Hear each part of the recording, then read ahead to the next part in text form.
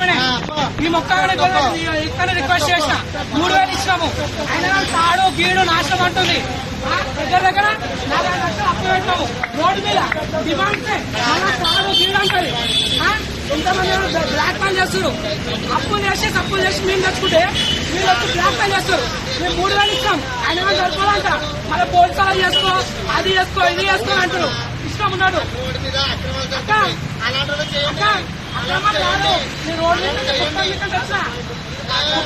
వచ్చిన నేను ఫుట్పాత్ వచ్చిన నాకు పరిస్థితి బాగాలేదు.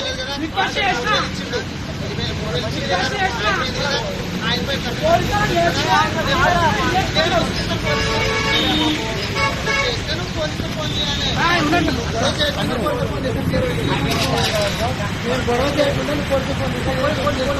నేమనక్క ఆమెనే తెచ్చిపెట్ట